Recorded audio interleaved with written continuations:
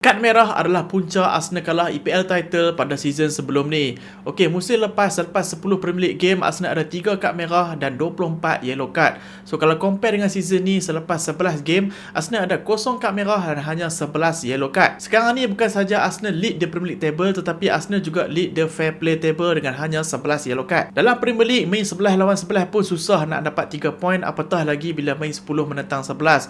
Pada hujung musim lepas, in total lah Arsenal dah collect 6 red cards, dan antara red card yang Arsenal dapat tu adalah Declan Rice versus Brighton, di mana Declan Rice sepak bola tu keluar sebelum Veltman ambil free kick. Selain daripada tu, Trossard juga dapat kad merah dalam game menentang Man City, di mana dia sepak bola ke atas tak sampai satu saat pun bila ref tiup whistle. Dalam kedua-dua game ni, Arsenal gagal lah untuk mendapatkan 3 mata walaupun Arsenal lead dulu, tetapi situasi one man down selepas kad merah, Arsenal kena bertahan lah. Kalau opponent score lah, nak buat macam mana? So apa yang Arteta kata, Arsenal kena improve in term of disiplin ni lah kalau nak fight for Premier League title. Dan musim ni player-player Arsenal memang dah mature dan improve dah dari segi disiplin rekod. Selain daripada tu, sistem Arsenal juga adalah sangat-sangat efektif dan juga stable. Out of position, Arsenal akan deploy 4-4-2. Dua forward Arsenal akan pressure defending opponent. Sistem 4-4-2 ni sangatlah compact, membuatkan Arsenal ni jarang expose defensively. Faktor kedua adalah added protection di bahagian midfield, di mana musim ni Declan Rice main sedikit deeper as compared to musim lepas.